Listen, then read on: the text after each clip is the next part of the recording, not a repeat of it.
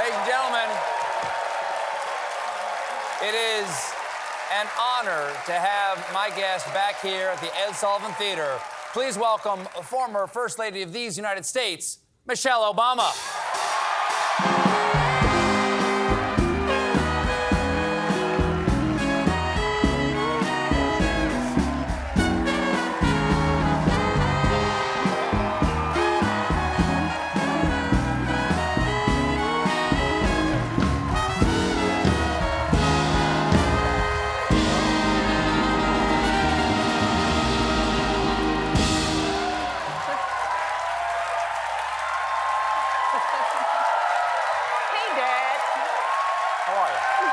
Good to see you.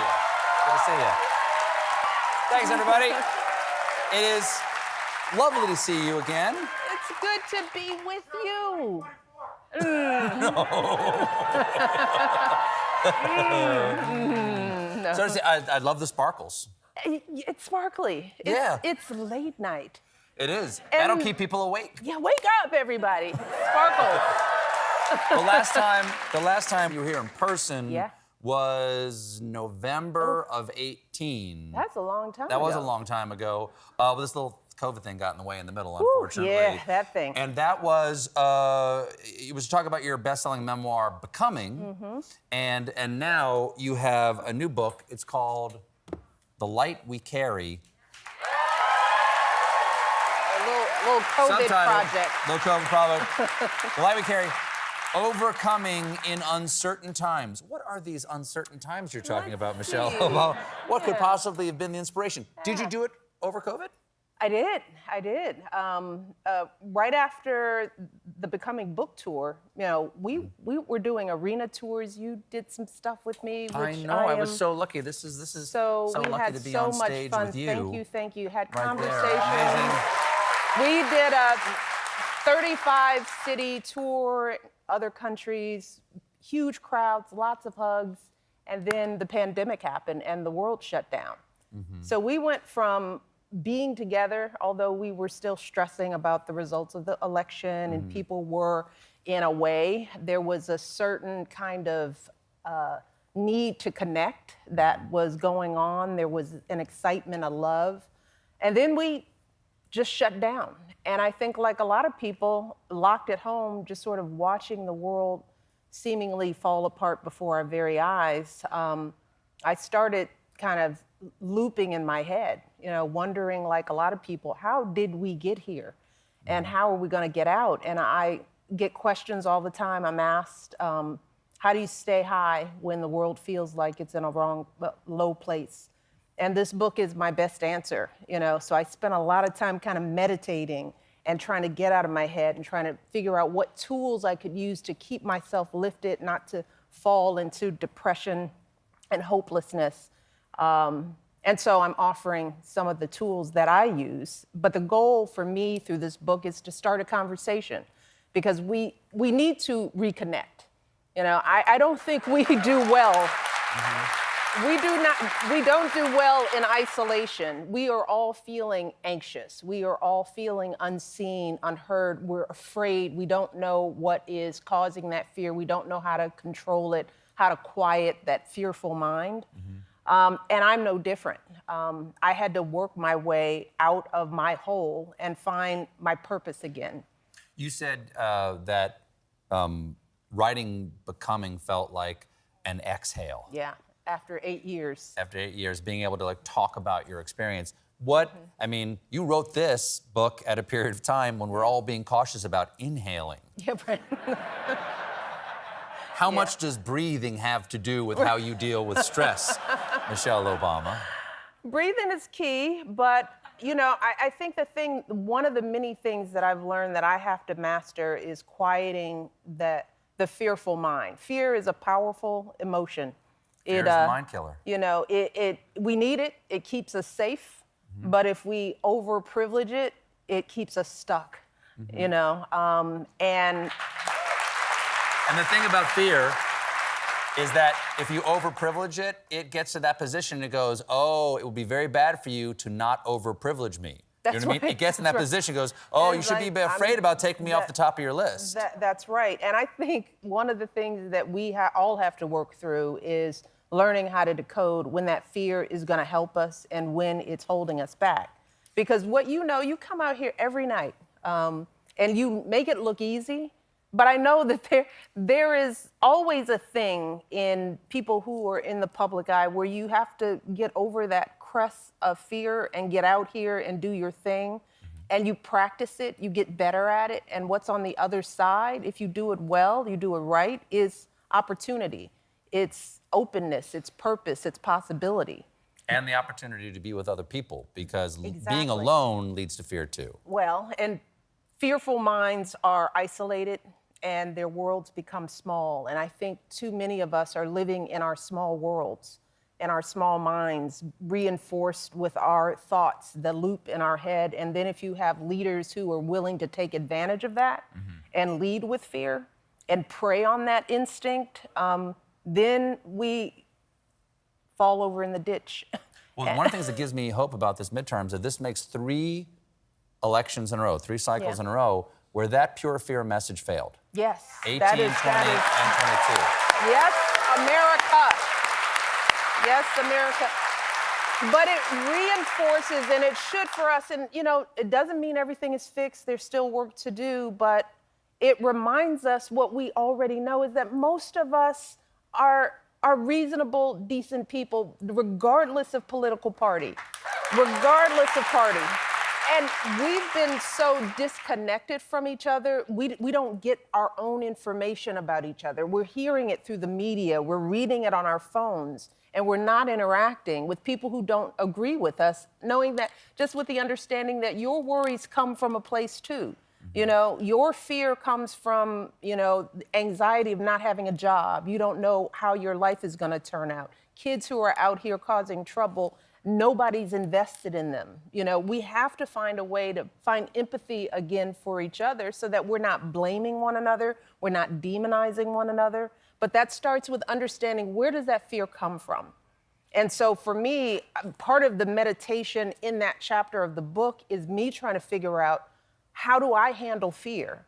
You know, I talk about one of the most scared times in my life in the book. And look, I grew up in the inner city, things to really be afraid of. But the most afraid I was when my husband came to me and said he wanted to run for president of the United States. True. That's an uncertain time. That's an uncertain time. And he said if I wasn't on board, he'd shut the whole thing down. And I sort of point out, with my fear alone, I could have changed the course of history, but I didn't. I said yes. You said yes eventually. Eventually. I said I read yes. the last book. I said yes, eventually. We're here, we did it. But because I didn't want to be like so many people in my family who got stuck in their fear. And didn't achieve what they could because their worlds were small. I didn't want to be that example for my girls. But I had to practice my way through that anxious feeling, that sort of the newness, the change. And we're all kind of working on that kind of stuff for ourselves every single day. So for me, decoding fear is a tool. And when you say I share decode, it in my book. but the book is called The Light We Carry, in case I haven't said so before. But when you say decoding fear, do you mean like you lay it out like parts on a lawn and go, what is this thing? Yeah. Like you try. Yeah. You Well, in the decision that I was making, I was like, why would I say no to my husband's dream? What would cause me not to do it? And it was change. I didn't want to change anything. I didn't want to leave the home I knew. I didn't want to leave the friends I knew. I didn't want change. I didn't want discomfort. And I had to say to myself, is that a reason not to try something purposeful? Is that really what I want to say to my kids when they're older and I'm talking to my grandchildren and they start talking about the time their father wanted to be president, but oh no, little scared grandma here wanted to stay in her same house and rock in her chair. Can you imagine? I would be rocking like this. Like there. Be like, mm-hmm. Well, I want to ask you about one thing. So here's the place we were in the O2 Arena in London when I had the good luck to interview you over there. And so shortly after this, about 8 months after this, the whole world locks down. Yeah. And there you are with your kids. You're all in the same house together. How did the Obama family keep sane during lockdown? You know, the interesting thing is, Barack and I probably did better than most in lockdown because we kind of lived in lockdown for 8 years. You know, and and I don't want to be trite about that because, you know, we were experiencing no hardship, but when you live in a bubble and you have to think about every move you make, you literally can't even go outside for a walk without notifying somebody. Right. Your footprint is smaller than you imagine. You're traveling with 20 cars. We learned how to occupy ourselves in like this house and how to stay sane and keep moving. So we were able to apply those skills. Now, when the girls came home for college, that was a whole nother thing. You're thrilled. It was nice. It was nice to, you know, have your kids leave the nest and then come back and watch them. And for us, it was like, okay, you are sane. You actually do your homework. I kid you not, when they were doing class on Zoom, I'd go and I'd be like, you're actually in class? You know, if I were them, I'd probably be cutting or turning the sound off. Just turn the camera off and go back to bed, baby. There you have it. But we occupied ourselves. Before lockdown, I loaded us up with games and puzzles, and I got knitting needles, I got art supplies, so. What was your thing? What was your thing to keep you calm? I was knitting. I taught myself how to knit. Oh, okay. I know. Knit one, purl two, this action? Exactly. That goes with the grandma rockin', That's right. I'm on my way. I'm on my way. Right. I'm on my way. Yeah. But, you know, the girls learned how to play spades, and there would be a mean nice. spades game Sure. after dinner. I would conduct, like, one day we had an art exhibit. I made everybody go off and create a piece of art. Paint. They had little easels, and everybody had to paint something. Was and there then we a prize put it up. or anything? No, it was just a viewing. We put the little paintings on the table, and we each had to present our paintings, little things like that, you know. Yeah. Which one did you like the most? Mine. Don't sugarcoat it. Your kids are old enough. No, that's fine. The kids were the best. How were the girls though? Because like, it's nice to have the kids back, but like, It's good that they're gone. But how are they? Like, because they're with their parents again. They're all independent now. They're back with their You know, parents. they were again. okay because it was a scary time. So it was a mix of, do you want to be out there, and what does out there mean? Was it like kids, or was it like having roommates at that point? It was a mix, right? Because they're still, Mom, you know, that kind of Did you have stuff. chores or anything? Did you? You know, everybody had their assignments, you know. Cook? Did you guys cook for each other? Like, did they? Every now and then. Yeah. How about movie time? Because that can be a source of great conflict. Is like, what movie? Because there was a lot of people who were like, okay, we're all going to watch this series or this movie together. But I've heard you say that Malia and your husband like to watch like the documentaries, the serious stuff. The serious dark movies, I say, where everybody dies and it's sad in the end. It's sad. And you and Sasha are like the lighter fare. It's like, come on, make me laugh, make me dance. I want to, you know, no, it's still pretty much How'd you solve divided that? down there. You know, we just went into our movie corners. I Everybody think with their every own now and thing. then, I was trying to introduce the girls to like the classics. You know, I mean, kids these days, they don't know who Elizabeth Taylor is. They think she's the lady with the perfume, or Are you going know, National Velvet? What Elizabeth they Taylor? don't, you know, a lot of Malia's more of a film aficionado. She knows more than most. So we took that time to kind of say, come on, let's watch some old classics. And that's where we would, you know, sort of join forces on our movie viewing. But it was good to have them home. It was. No, COVID wasn't the only challenge we were facing in 2020 into 2021. As hard as that was, I don't think you and I have had a chance to talk about this yet, but you know, there you are, you and your husband, after these 8 years of service, you're citizens at home, watching January 6th unfold, like everybody else. But of course, these are your colleagues. This is the places where you used to work. You know those people. That is a very familiar area to you. What was it like for you and I know this is a very broad question, but what was it like to sit there with your husband and to watch that unfold? It was sad. It was deeply, deeply disappointing, disheartening, but it wasn't completely surprising. I mean, we were, with the language, the behavior, we were creeping towards some kind of chaotic moment.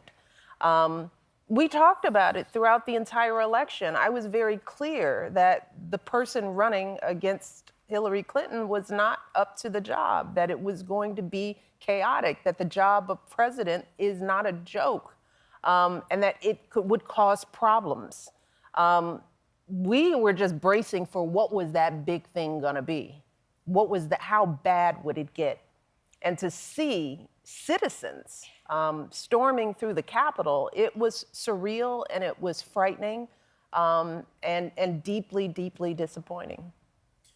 Well, you write in the book that of all the questions that you're asked, one of the most frequent is people come up to you and say, do you really have to go high when they go low? Now? I mean, have you seen how low? Yeah. Have you seen how low? Does that mean, and my question, my version of that is, I totally understand going high when somebody goes low, but the bar is so low that staying at your own altitude still means higher. Do I actually have to go up here, or can I just stay normal? Do I have to be a saint? Do I have to be a saint, or can I? Because down here, I'm pissed off. You know, and I explain what I meant by going high because it's been interpreted and it's been put on mugs. You hear it quoted everywhere. Sure. But I explain that in this book. And for me, going high is not losing the urgency or the passion or the rage, especially when you are justified in it. Going high means finding the purpose in your rage. You know, rage without reason, without a plan, without direction is just more rage. And we've been living in a lot of rage. And why do you go high? Because the opposite way of being is unsustainable. No one is happy in this place. You know, if it worked, we'd do it. Go low, yeah. You know, it's easy to go low. It's easy to lead from your basest gut impulse, right? To react, right? To throw your hurt out there. It's emotional junk food. It is, and it feels good. It's a quick fix, but it doesn't fix anything over the long term. And if it did, hey, I'd be like, go for it.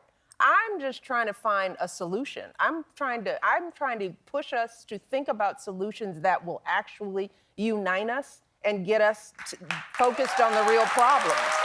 That's what I mean when I say go high. So yes. Yes. Go high. Go high. Yes, go high. America, please go high.